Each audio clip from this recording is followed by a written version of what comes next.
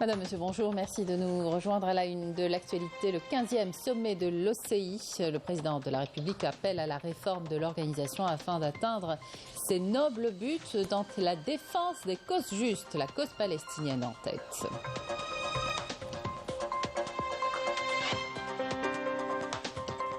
Deuxième et dernier jour de la 10e édition du Forum africain de l'investissement et du commerce, une occasion pour construire des partenariats durables et efficaces et renforcer les efforts visant à concrétiser une intégration économique continentale.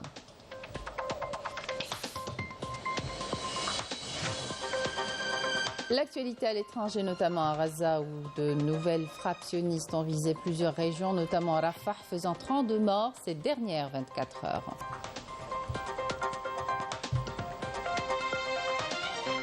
On vous propose de visiter à la fin du journal une exposition collective de peintures expressives et sculptures captivantes de 35 artistes algériens venus des quatre coins du pays. Un événement qui témoigne de la diversité et de la richesse de la scène artistique algérienne.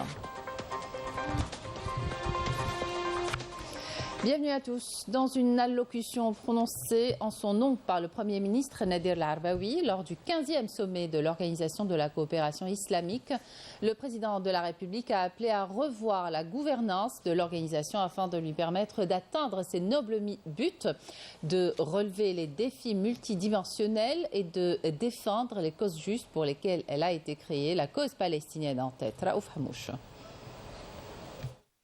Ce qui se passe en Palestine occupée ne marque pas seulement la fin du droit international, mais constitue aussi une atteinte aux droits de l'homme en tant que concept et doctrine, a soutenu le président de la République dans l'allocution prononcée en son nom par le Premier ministre Nadir El-Arbaoui, où le président de la République a dénoncé la politique de la terre brûlée et le génocide commis par l'entité sioniste à l'encontre du peuple palestinien, et ce depuis plus de 6 mois. Ce qui se passe dans les terres occupées est un effondrement des chartes onusiennes et des droits internationaux. Notre responsabilité au sein de l'organisation de la conférence islamique nous oblige à défendre les causes justes, à leur tête la cause palestinienne. Le peuple palestinien a le droit de jouir d'un État indépendant et que la communauté internationale doit assumer ses responsabilités historiques, juridiques et humanitaires pour protéger le peuple palestinien contre cette agression barbare. Le président de la République a appelé par ailleurs à adopter une approche globale et cohérente pour contrer l'islamophobie qui cible constamment les communautés musulmanes et contrecarrer les tentatives de saper les fondements de la nation musulmane. Il a appelé également à revoir la gouvernance de l'OCI et à réaliser les réformes nécessaires conformément à la décision adoptée à l'initiative de l'Algérie. Le président de la République a conclu son allocution en affirmant que l'OCI se trouve à un moment charnière où elle doit assumer sa responsabilité devant l'histoire et de faire face aux dangers et relever les défis imposés par la conjoncture critique que traverse la nation musulmane. Ouverture hier à Alger des travaux de la 10e édition du Forum africain de l'investissement et du commerce sous le thème La route vers le marché africain. Cette rencontre a vu la participation de plus de 250 investisseurs et hommes d'affaires de 39 pays. Commentaire, Amel Bouarba. Placée sous le thème La route vers le marché africain, la 10e édition du Forum africain de l'investissement et du commerce incarne l'engagement de l'Algérie à renforcer la coopération intra-africaine. Notre pays est prêt plus que jamais à renforcer sa présence au double plan, régional et continental, au vu de la grande expérience acquise dans divers domaines économiques, qui lui a permis de participer activement au développement du commerce intra-africain. Nous avons enregistré ces dernières années l'exportation de nombreux produits hors hydrocarbures vers les pays africains à travers l'ouverture de passages économiques frontaliers afin de réaliser davantage d'acquis dans le cadre du commerce intra-africain. Cette édition se veut un véritable espace pour construire des partenariats durables et efficaces et renforcer les efforts visant à concrétiser une intégration économique continentale. Ce forum nous offre l'opportunité de trouver des partenaires dans différents secteurs, dans l'agriculture, dans le bâtiment, le BTP. Et cela nous permet aussi, dans cette activité, de trouver des gens qui peuvent venir, des Algériens quand même, ou bien des investisseurs des autres pays, venir au Sénégal, qui est une terre cultivable, avec beaucoup de zones irriguées, avec une stabilité politique, sociopolitique. Donc nous voulons faire un maillage entre des investisseurs et les producteurs locaux. Nous sommes donc venus pour assister à ce forum, tout simplement pour regarder éventuellement ce que l'Algérie propose aux pays africains, étant entendu que la politique d'aujourd'hui c'est essayer de faciliter, de favoriser donc des accords de partenariat sud-sud. Voilà pourquoi donc nous sommes ici, et tout en sachant que le Congo aujourd'hui a besoin donc de l'expertise plus ou moins algérienne, sachant que nous avons donc des accords de partenariat qui existent depuis longtemps. Cette 10e édition est marquée par la participation de plus de 250 investisseurs et hommes d'affaires issus des 4 coins du monde et représentant près de 43 pays. Forte de ses multiples atouts, aujourd'hui l'Algérie s'impose comme un pôle économique régional. Des rencontres B2B sont prévues à cette occasion pour renforcer le partenariat et la coopération entre les différents acteurs. Dans l'actualité nationale également, en début ce dimanche du retrait des convocations pour les candidats aux examens du brevet d'enseignement moyen au niveau de leurs établissements scolaires ou l'obtenir via le site web de l'Office national des examens et concours, ce dernier étant également accessible aux candidats libres qui pourront y retirer leur convocation. Pour les candidats au baccalauréat, les convocations pourront être retirées à partir du jeudi 9 mai. L'Algérie a demandé une réunion de consultation à huis clos mardi prochain du Conseil de sécurité de l'ONU consacré aux charniers découverts dans la bande de Gaza à la suite du retrait de l'armée d'occupation sioniste de certaines régions, de certaines zones où les autorités palestiniennes ont rapporté que plus de 400 corps avaient été découverts dans des fosses communes dans les hôpitaux de Gaza, les hôpitaux qui bénéficient d'une protection en vertu du droit international, ont été bombardés à plusieurs reprises par l'entité sioniste pendant près de 7 mois. Les discussions doivent reprendre ce dimanche au Caire pour les moyens de parvenir à une trêve dans la guerre à Gaza sur fond d'accusations réciproques des belligérants d'entraver tout accord sur le terrain. De nouvelles frappes sionistes ont visé la bande de Gaza et notamment Rafah, faisant 32 morts ces dernières 24 heures. Majda Jahmoun. Au 211e jour de l'agression sioniste contre le peuple palestinien, les forces d'occupation continuent de semer la mort sur leur passage. Encore ce matin, des frappes aériennes ont ciblé le quartier d'El Salem à l'est de la ville de Rafah, faisant plusieurs victimes. L'aviation sioniste a également lancé un missile sur la ville d'El Zawaïda et une frappe similaire a visé des terres agricoles au nord des camps de réfugiés d'El Maghazi, dans le centre de l'enclave palestinienne.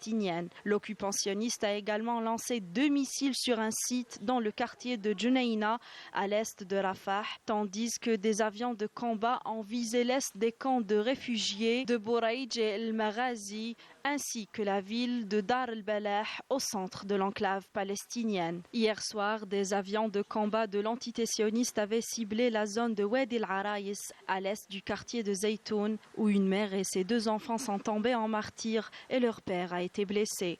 L'avion sioniste avait également bombardé un bâtiment résidentiel dans la zone de Dar el-Mufti, au nord du camp de réfugiés de Nusayrat, dans le centre de Gaza, ainsi qu'une maison au nord du camp de Nusayrat, faisant plusieurs blessés. Alors que ce génocide continue toujours, le silence assourdissant de la communauté internationale choque davantage le monde. Et malgré les appels à l'action, les réactions restent très limitées, ce qui a poussé les étudiants de plusieurs universités à travers le monde d'organiser des manifestations pour soutenir le peuple palestinien et dénoncer la machine de guerre sioniste qui viole les droits de l'homme en toute impunité. Pour rappel, le bilan de l'agression génocidaire sioniste contre la bande de Gaza s'est alourdi samedi à 34 654 martyrs et 77 908 blessés. Clôture de la conférence internationale de solidarité avec le peuple sahraoui organisée par l'Union des écrivains et journalistes sahraouis dans le camp de réfugiés sahraouis de Boujdour. Il a été procédé à la lecture de la déclaration de constitution de la Fédération des journalistes solidaires avec la cause sahraoui qui se veut une tribune internationale de solidarité reflétant l'engagement des médias en faveur de la cause sahraoui qui relève de la décolonisation. Et après la clôture de la conférence de solidarité avec le peuple sahraoui, les journalistes présents ont visité le musée national de la résistance sahraoui. On les écoute. C'est très important de pouvoir voir cette installation culturelle, cet établissement culturel, parce qu'il résume et il constitue, comme on dit, une mémoire vivante de tout un peuple qui veut se battre pour avoir sa liberté. Ce qui m'a impressionné le plus, ce sont les chars et les installations militaires qui ont été, disons, pris aux autorités marocaines.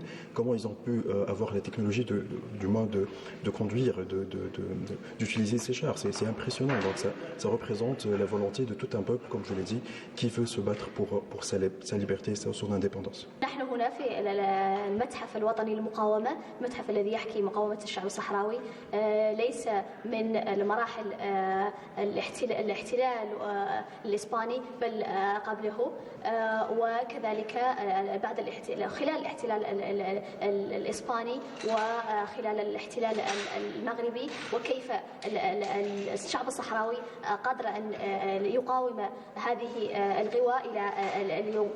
Très bon pouvoir vivre cette expérience, pouvoir voir comment ces peuples vivent, les conditions, la situation, et pouvoir l'expérimenter. Parce que c'est trop différent que le voir en télévision, d'écouter. Je savais pas beaucoup je savais sur ces conflits, mais c'est pas les mêmes. C'est pas les mêmes, non. Au Sahara occidental, le Festival international du cinéma se poursuit. Plus qu'un simple événement culturel, un véritable moyen de vulgariser la cause sahraoui à travers le 7e art. La correspondance de Fatima Benforjla, le commentaire est signé Amali Siridir. Au milieu des dunes de sable, les écrans s'allument pour projeter des longs et courts métrages dans le cadre du Festival international du cinéma au Sahara occidental. Un événement culturel riche et varié, un appel à la solidarité et un message fort pour le soutien indéfectible à la cause sahraoui et au peuple palestinien. Le réalisateur a vécu la souffrance et l'oppression du peuple sahraoui depuis son enfance et il a voulu nous faire sentir cela à travers son film. Son but était aussi de mettre l'accent sur les causes justes et l'importance de les soutenir, notamment la cause palestinienne. Cette rencontre au cœur du Sahara a pour but de montrer notre grande solidarité avec le peuple sahraoui. Nous voulons soutenir le peuple sahraoui et surtout soutenir les causes justes.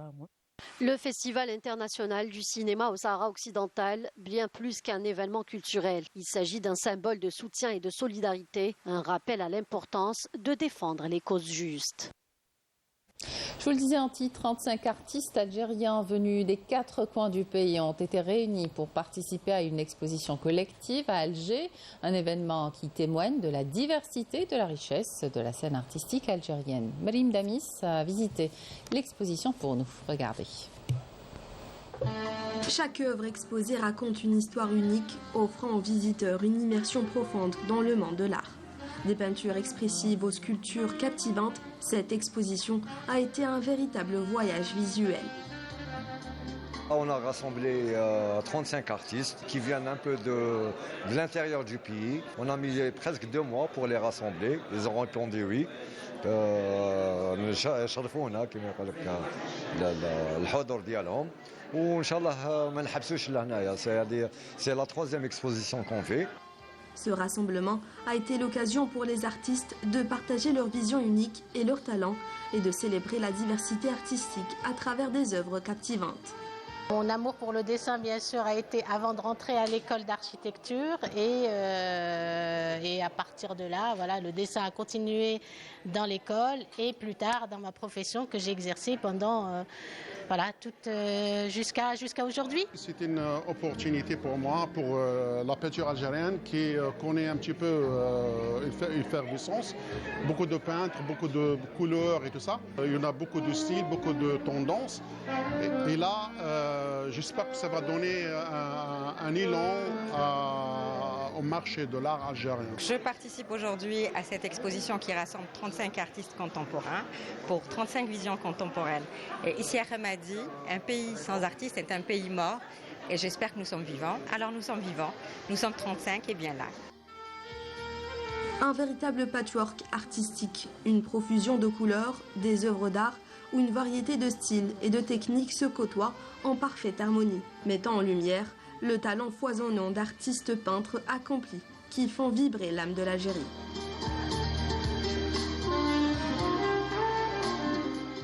Et c'est la fin de cette édition. Merci de votre attention. Tout de suite, les prévisions météo avec Emel Laribi. Excellente suite des programmes sur Canal Algérie.